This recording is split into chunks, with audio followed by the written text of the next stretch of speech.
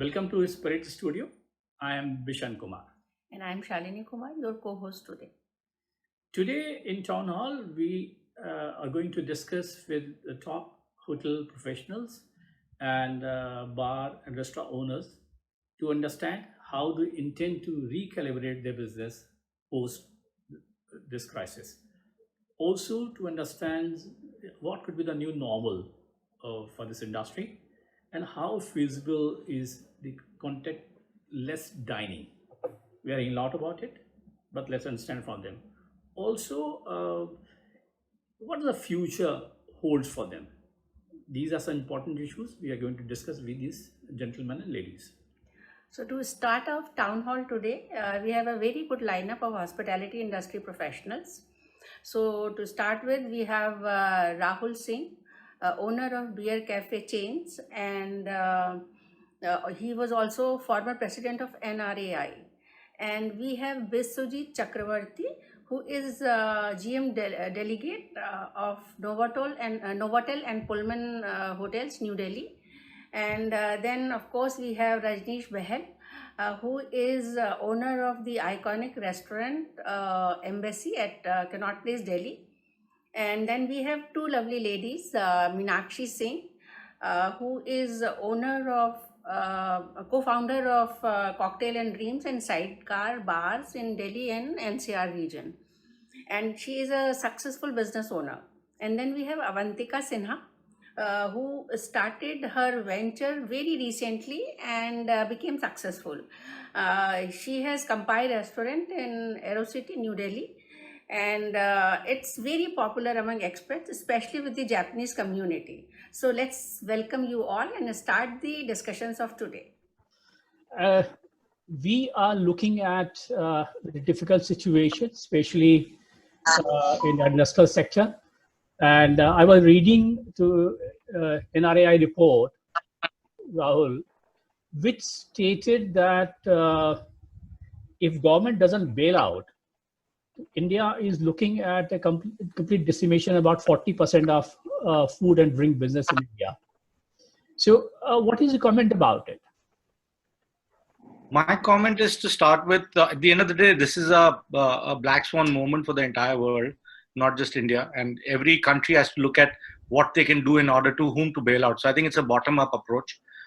You've seen there's only been one stimulus 1.0, which was announced by the finance minister, which has actually gone down to the point that people who are needy right now, people who are hungry, people who are below the poverty line, I think that's where the stimulus has come in.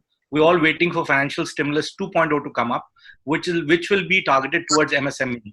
So if you are an MSME, you will be in the queue. And then it will go up. So you cannot help everybody. And you know that the nation doesn't have that kind of reserves. We do not have that money. The only way we work on is on taxations. The taxes that's collected on central and state level go back to the society. If the taxes are not being collected because there's no economy, automatically there will be trouble. And that's where it is, So, I basically give this example to many people that an economy is like a four-wheel car. The four wheels are supply, demand, capital, and labor. Right now, there is no supply and demand. That's finished. So there's no supply and demand. There's no capital. If it's not been suppressed, it's definitely eroded. So the only wheel left is like a unicycle. It's labor. And I think the only thing we should be doing right now is to use that constructively, make sure that labor that's there, whether it's migrant or not, is home, safe, contained, and not hungry.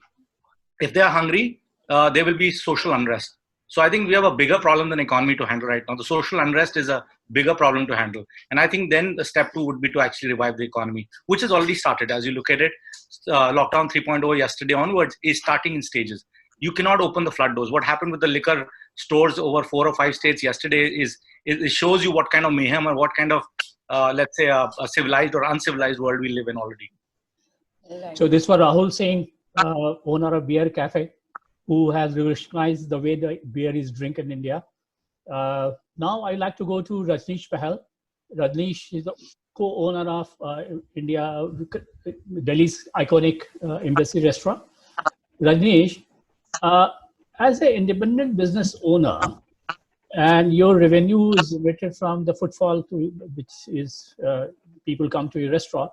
So now, since you are under lockdown since mid-March, how are you coping up with the situation? because you have certain overheads and you have to meet them, like your rental, your wages, and other standard expenditures. How you are coping with them? Well, that's a very tough thing to do, and because the total revenue is obviously gone, and Connaught Place is in an area where there's no residential areas close by, so you cannot even do home delivery. This thing's not worth doing home delivery also. Like Quality just started it, but I just spoke to them. There's, the sales are minimal. I think the expenses are more than the sales, and yes, it is tough to really manage things, but we are trying to do it, to look after the staff, give them salaries, because what I feel that the restaurant business is not going to open till August, September, unless something is found, to cure the thing, because people are going to be scared till the coronavirus in Delhi falls. People will not go out, and this is going to be a long-lasting thing, I think. Yeah, I will take this question to Meenakshi. Meenakshi Singh is a known face of Delhi's drinking and dining scene, and she is a co-owner of Cocktails and Dream Speakeasy and the Sidecar. These two bars and restaurants are must go for everybody who loves to have nice drinks and food. So, as Rajnish has said, that restaurants and bars are basically for social engagement. When this social distancing become the new normal, how do you intend people like you and units like you are going to cope up with this? And what should be a new normal for you? Firstly, thank you for this amazing introduction, Vishen. That felt lovely to know that you like our bars. It's the same. I mean, I fully agree with what Mr. Rajnish is saying, that it is a tough time. It is time actually for us to really look at things creatively, look at things on what we can do differently, focus a lot more on different streams of revenue.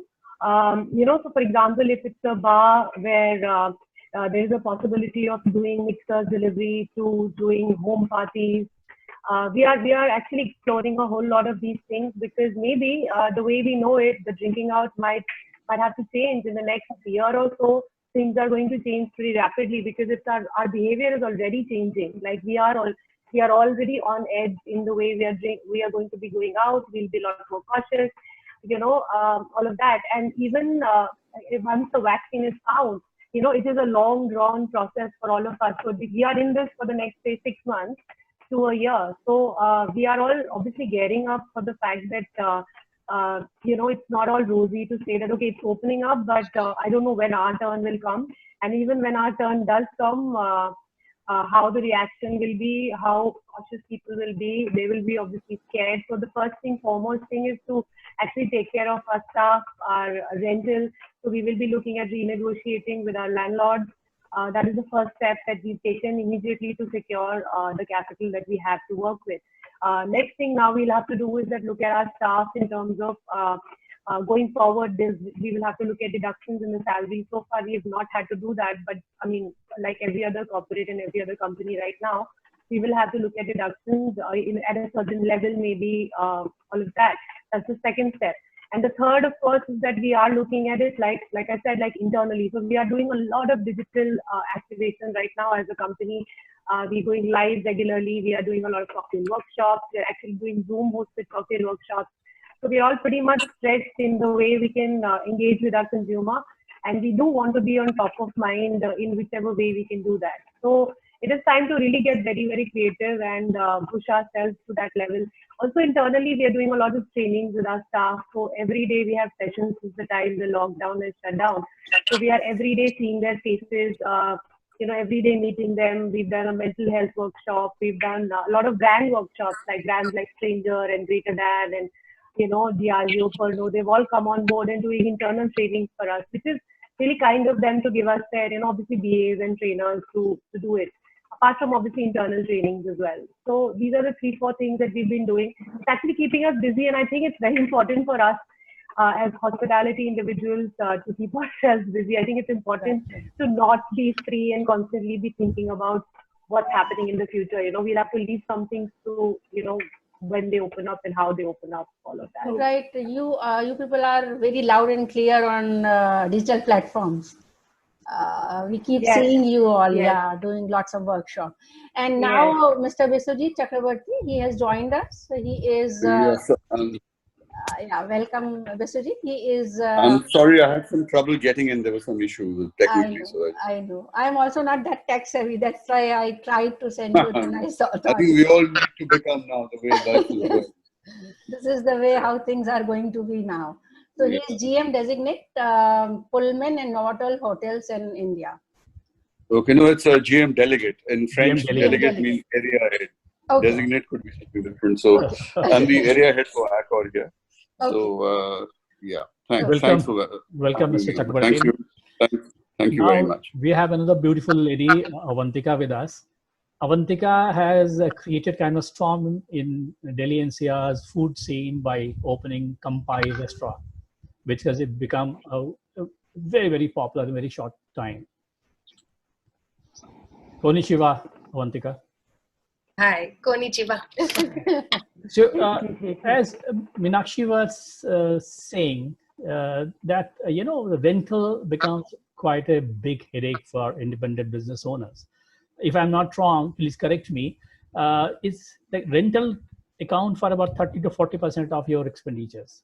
It's not that high, but it is one of the highest expenses. One of the highest, okay. And also the wages this time. So now, do you believe that government in any way could help you out to bail you out? In what could be some kind of GST input could be given to you, so that these 3, 4, 5 crucial months, also post-lockdown when people will be petrified to come to dine and drink at the restaurants. So I think this full year is washed out for food and drink business. How do you feel that government should have some kind of package? What kind of package could be given to people like you? Thanks for the introduction. I think, in our business, we are such a, we work on daily cash revenue, and we need, we rely on daily businesses to keep our expenses in check. And our expenses are so high that it's impossible to survive something like this for standalone restaurants. And it's a very difficult, but for what we are focusing on is taking care of our staff first. And that is absolutely the first thing that I would want to do, is make sure that they get their salaries on time. And rent, of course, the NRAI has been very active in talking with different authorities in terms of getting some kind of relief in terms of which we haven't got a lot of clarity in that aspect as yet, but we're hoping for some positive outcome of that, which is sort of a win-win for everybody. Of course, in terms of what the government can do, there are a lot of things. So there are a lot of licenses. Our licenses costs are very high. So if we could sort of work around those and get some input there, there are a lot of costs that we can kind of cut down on in those regards. So we just in fact happened to renew our excise license right before the lockdown was announced. And that's such a big, heavy fee that we have to pay for. And unfortunately, we had already paid for that. And, so there are a lot of expenses like this that we can definitely, that the government can support us on.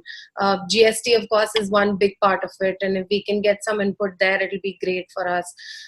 Because, as everyone is saying, even if the restaurants do open, getting the customer confidence back is going to be a very big challenge for restaurants. And definitely it's going to take a while. And a restaurant like mine, which has a lot of expat clientele, like we have, our clientele is about 65% is expat. So that is going to be a very big challenge for me. And Rahul and I are both there in AeroCity. So we know that we are going to struggle a lot to pull business in AeroCity. AeroCity relies a lot on the traveler crowd. which is obviously going to not come for a while because borders opening are going to be the last stage of the lockdown. So that is going to be a big challenge for us. And, of course, all my Japanese clients have already gone back to Japan, and I'm not sure when they're going to be coming back to India. So there are a lot of these factors which, and like Meenakshi was saying, we need to get creative in terms of newer ways of generating revenue. So we got into very high-end catering last year already. That is one part of it that we're going to be focusing on a lot, on sort of curated niche events, because people are going to shift to very small events at home. So instead of doing big parties, people are shifting. So we've already started getting a lot of queries in, 10 or 15 people dinners at home. This is a direction that we'll be kind of looking into. And also sort of starting some sort of a Japanese pantry service is what we're planning to get into as well. So, idea is to kind of pick up what your niche is as a product and as a brand, and then promote yourself in newer, more creative ways, and what you can do to kind of, get your customers to stay loyal without maybe not coming to the restaurant directly. So I think, home deliveries are there, of course. And yeah. Meenakshi, as Avantika said that she has planned catering services and pantry services, and your outlet is basically on cocktails. It's famous for cocktails. So what's your plan? Do you have any strategy in mind? Absolutely. So, what Avantika is saying is bang on, that we have to look at all avenues, and no avenues are actually shut for us right now. So if you tomorrow tell me come to my house and make a drink, I'm ready to send you the bartender, and no matter what star bartender they are. So it's about staying afloat, and I have to stay afloat. And major thing for me to stay afloat is just take care of these two things. If I can pay rents and I can pay salaries, I'll be happy with my life for the next whatever. So we have resigned to the fact in that certain way to say that if that's what we need to do, hold tight and stay strong. So can't you do something like home bars or something? Like where there is a party, you go there, like a small party, a small get together, go there and organize that. Yes, absolutely. So that is what I meant by sending bartenders. So like setting up the bars, curating menus, doing personalized cocktails. We are going to really amp up that part of it. In fact, my business partner, Youngdup, already has a very good setup with, he's got basically a great client list and stuff already. So that sort of becomes a focus for us. So far, we haven't really gotten into it very seriously in terms of drinks catering. But if we have to get into drinks catering seriously, then we are all for it. And we, like I said, no streams of revenue right now are shut for us. So we are happy to do whatever in the legal bounds of the country and whatever they allow us to do. Yes. Okay. So now my next question is to Biswajit. As you know that it's still a distant possibility of big social gatherings, and 5-star is known for big gatherings. Am I right? Absolutely. That's your biggest revenue generator. So also, what's your plan to boost the business of your hotels? And are you planning to enter in food delivery business? And that too cost effective. I'll answer the last part of your question. We've already entered into food delivery business as we speak. We started with Zomato, Swiggy, and we're creating our own platform to deliver. Just to more than the in terms of cost effectivity and revenue, it's minuscule, but at least it keeps your brand in people's mind. And we can't cross the Gurgaon border, so basically we deliver in Vasant Vihar and 8 to 10 kilometer range. Okay. So at least it keeps you on social media, it keeps you going. It's not a great revenue stream for the future unless there's catering at home or in the office. For us, it's a big blow. Like, the blow has been to everybody, whether small operators, larger operators. These two hotels, the Pullman and the Novotel, are actually Delhi's biggest put together. It's 670 rooms with the biggest MICE facility, ballroom of almost 13,000 square feet, 16 co-meeting rooms, 6 restaurants. So there's a lot at stake. It's an investment of about 13,000 crores. 1,300 crores with 3 partners. So at the moment, just like Avantika was mentioning, it is survival. We need an X amount of fixed cost after there have been huge salary cuts other than the frontline level, whereby we just need to survive till the lockdown goes down, and then we are totally dependent on airlines, Shalini, because unless the planes start flying and people come in, it's going to be very, very difficult. We do not anticipate MICE and conference business to start at least till the end of the year. I mean, the fear, social distancing, all those SOPs are being put in place. But it's going to be prohibitive for companies who are bleeding to fly people down at this juncture for conferences, and there's the last thing they'll want to do. We're banking on socials and things like that towards the latter half in Q4, which people would have after all these norms are put together. So it's going to be a very difficult road ahead, uphill.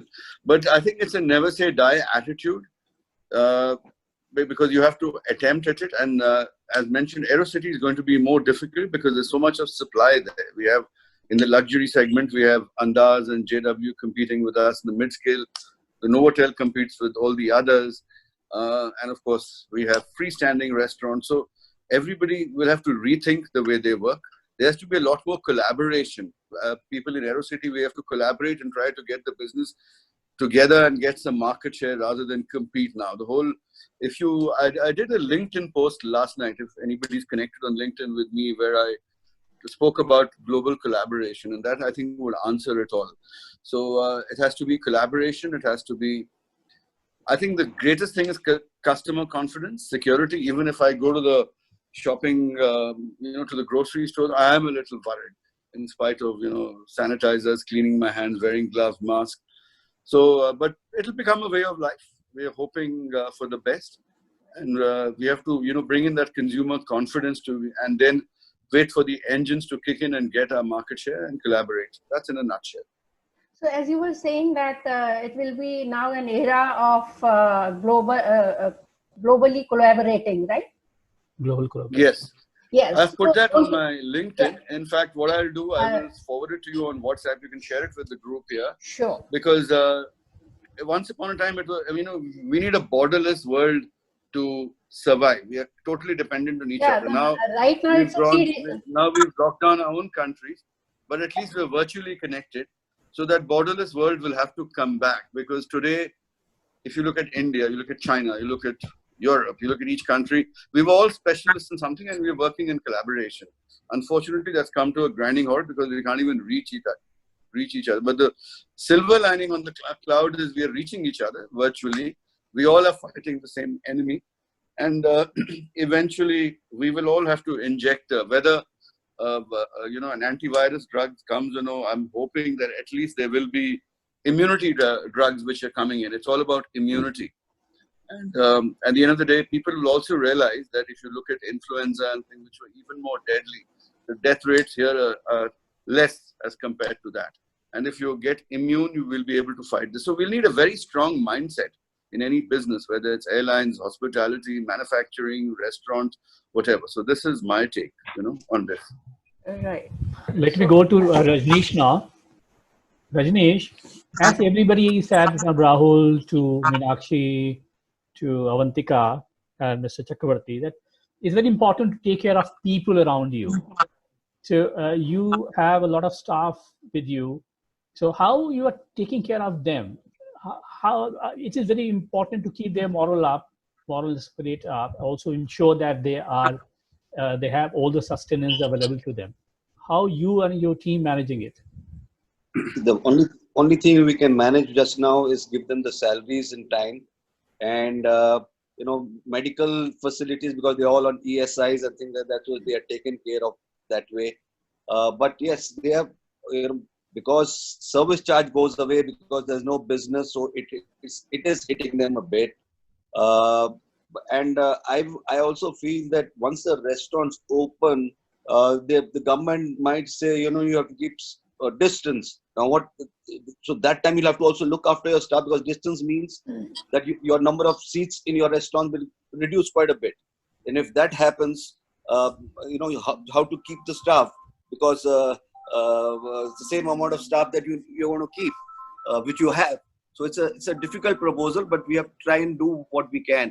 So maybe if we start a little bit of small dinners and things like that, so that we can use the staff there and keep them, keep them in the this thing in the company. Otherwise, it's going to be very difficult.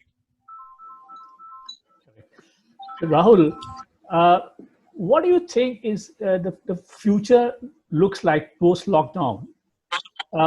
Because a lot of thoughts are emerging that there'll be contactless dining, and there will be less social engagement, and all us who believe in going to bars and restaurants are for social engagement, and yours all the way cafes are pretty full all the time. So there's a new kind of a shift is happening in approach. How you and your other members of your team are looking at the new scenario post-lockdown? So, we're the first ones to close and we're the last one to open. So that's given in, because the bar industry or anything to do with liquor, as you already know, is kind of taboo, and there's a stigma around it. In spite of India drinking 50% of the world's whiskey, and having the best kagger, and it's just kind of views you from a perspective that this hypocrisy, remains. And the hypocrisy is to the point that you've seen that, they took a DMA Act to ban manufacturing of liquor and even retail of liquor, whereas across the world, there has been no ban. In fact, I was talking to Spain, for example, where we manufacture our beer, and they said, if you want to cancel your order, we'll be more than happy, because our sales of beer in Spain locally for domestic consumption has gone up 4 times. The consumption of liquor in the US, where COVID has the highest, effect, if you look at it, it's gone up by 373% on e-commerce. I'm not here to propagate liquor. But what I'm trying to say is, if you put things under lockdown, something which you should not, what will happen. This is what happened yesterday. So it's like opening the floodgates. It happens with dams.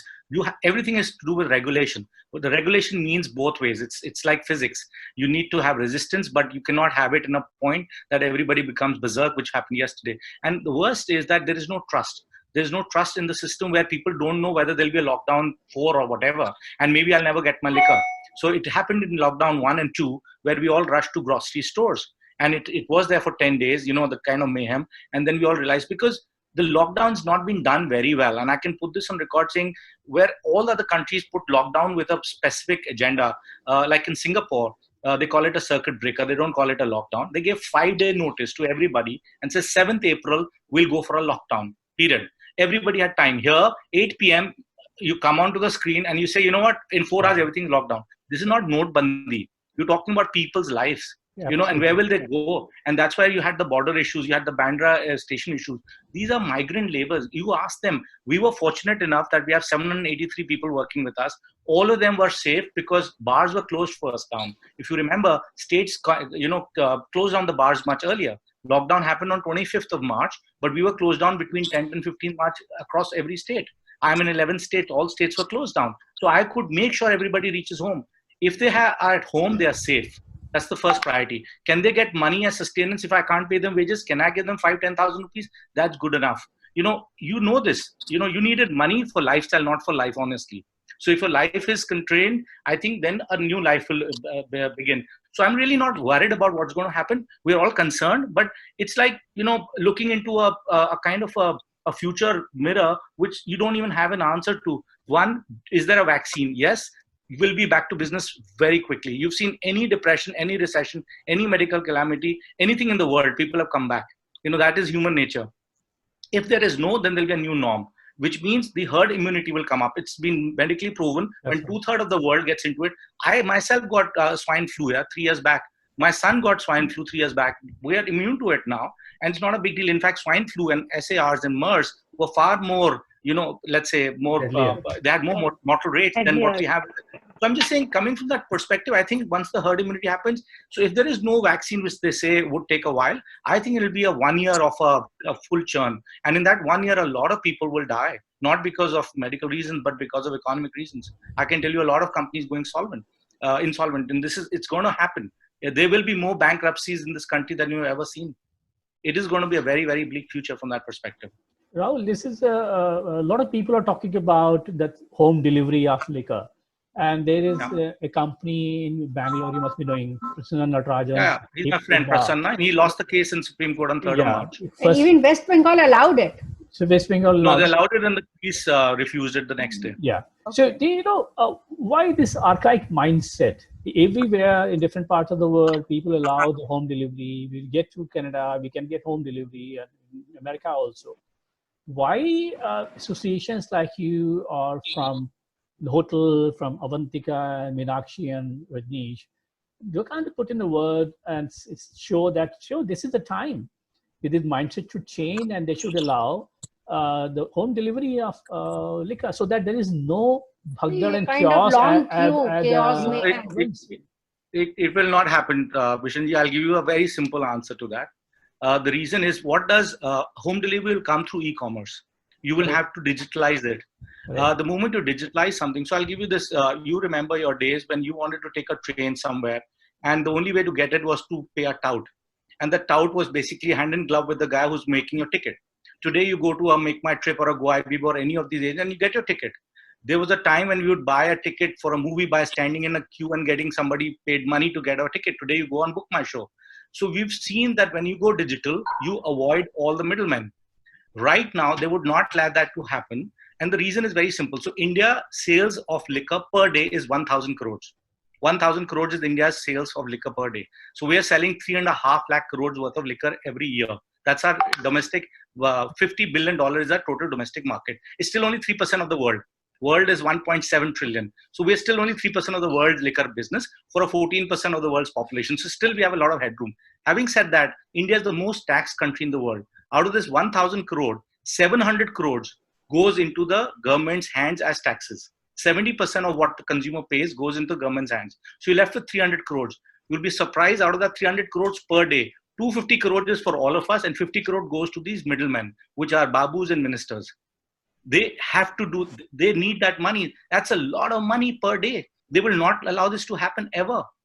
It will not happen. You will never get this, because the reason is simple. It's constitutionally 47, liquor is a state subject. So India anyway endeavors towards prohibition. If you read the constitution, it says India should endeavor towards prohibition. And the state is allowed to do it for their own social reason. So one state can go dry and you can challenge it and nothing will happen. For example, Hip Bar, Diageo put 27 crore rupees in that company. They would have done diligence to put that kind of money. He got approval from Karnataka. He started home delivery. Same babus came around and actually said it's illegal after giving him permission. And then they said it's illegal, and he went to High Court in Karnataka, lost the case, went to Supreme Court. Poor guy lost the case now. He's lost his shirt for life. He'll never be in business ever. And he was just about shot to go to jail. So Supreme Court says, no, it's a state subject. Whatever the state decides. A state can say drink at the age of 10 and you can't say no to it. A state like Rajasthan, where I come from, you can drink at 18. As I'm right now in Haryana, here beer can be not had before 25. It's a joke. So if I go down to my hometown, I can drink liquor at 18. I can't drink beer in Haryana for 25. 7 years of a gap for beer. It's just unbelievable. That is how it is. Bihar, there are more cases in the courts only doing liquor prohibition cases. It's just absurd. You're using the entire machinery, the judiciary, just to prohibit liquor. Just because the chief minister there wanted a liquor prohibition. He wanted that as an agenda, and he made sure that it's going to be prohibited. So you can say bye-bye to this thought. We can all talk about it. ISWAI does it, NRAI does it, HRAI does it, FHRAI. Everybody will talk about e-commerce. Ain't going to happen. The only state which has just allowed home delivery on a very small basis, non through e-commerce, but by hand, is Punjab day before yesterday. So Punjab, a liquor vend can go home delivery only during the COVID time, which is due to medical reasons. That's a good reason.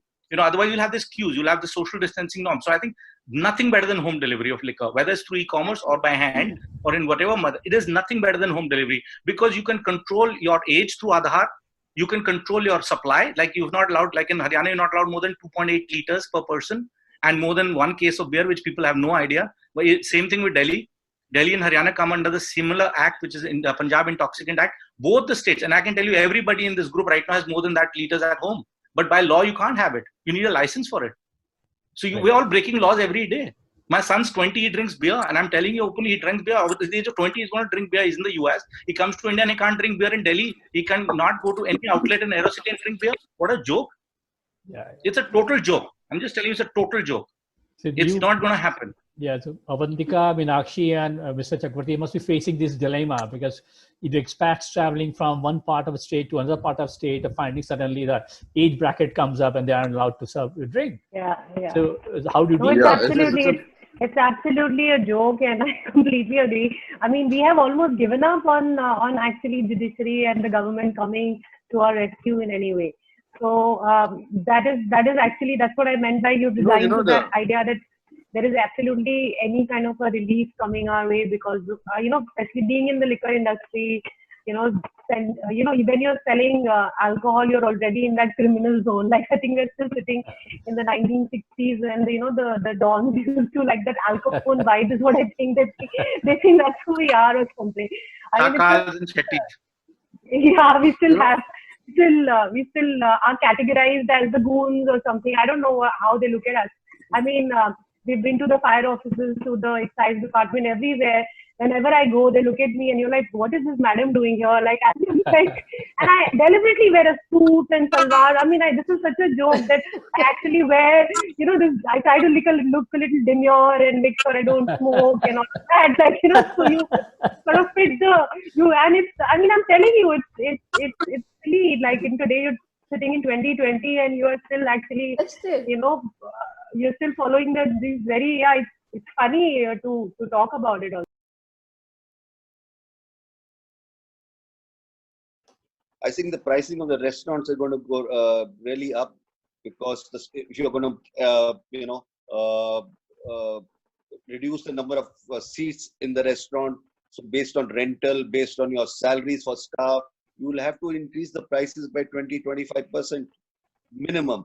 And that will also hit people. The other thing is, now, I don't know, I just heard from yesterday, Delhi alcohol prices have gone up by 70%.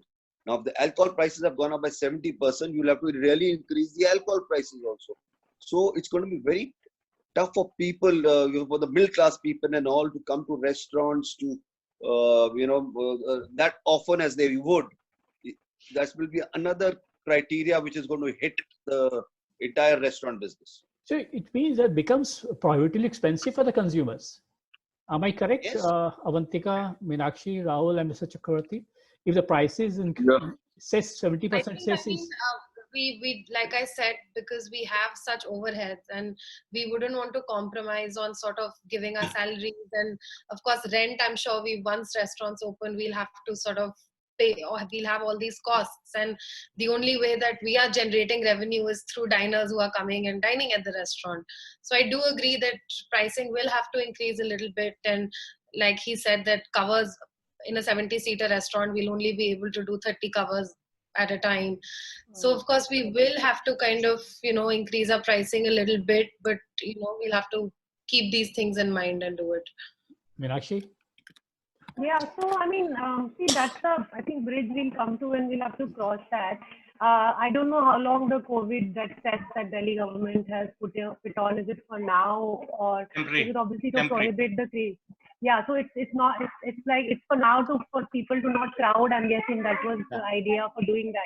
So whenever we open up, I'm guessing the Delhi government actually wanted to be the cheapest, and it's actually working against their entire idea of being the cheapest. And then Haryana will again take the pie. So basically, I don't think it's a long-term thing. The 70% test, it's only for people to not, what they did yesterday. Create.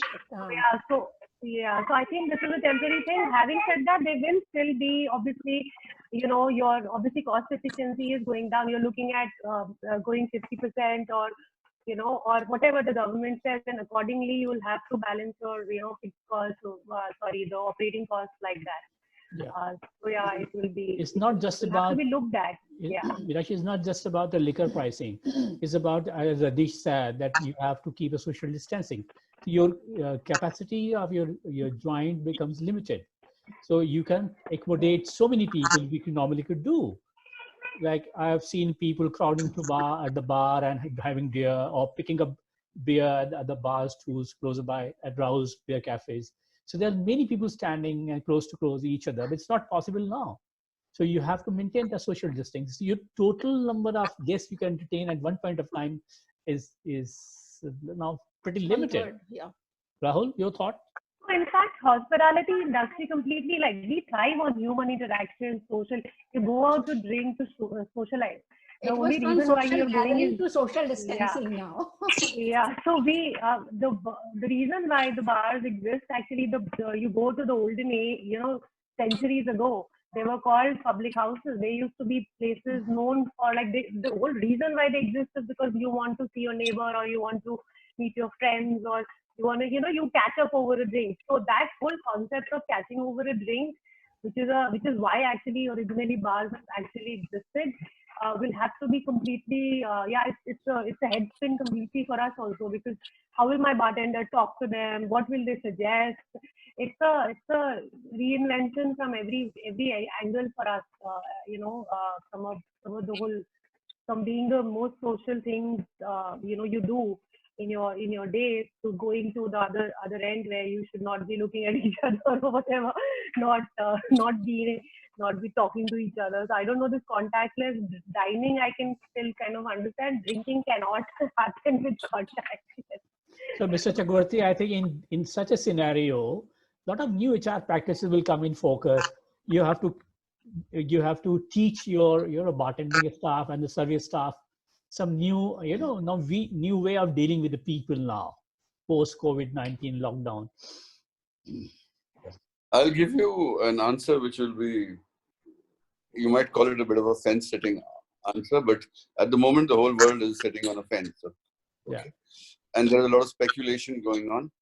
Everybody's creating these detailed SOPs. At Accor, we've created in Paris, God knows how many page document, and APAC, it's come down to us. We are rehashing it. So, whether it's, a simple thing is security. The entry points for the virus is your nose, mouth, and eyes, is what we know.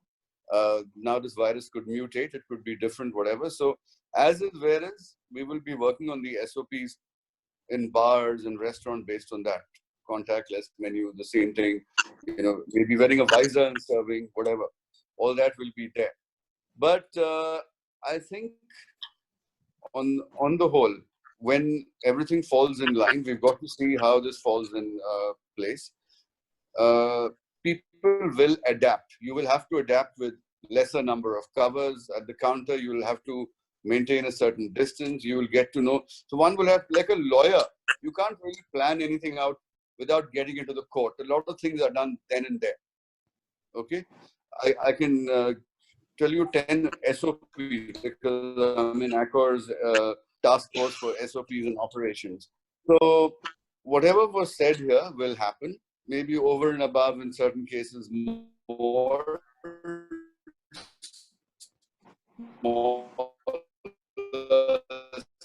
cabins, mom and pop cabin, be that which is there in our day-to-day life.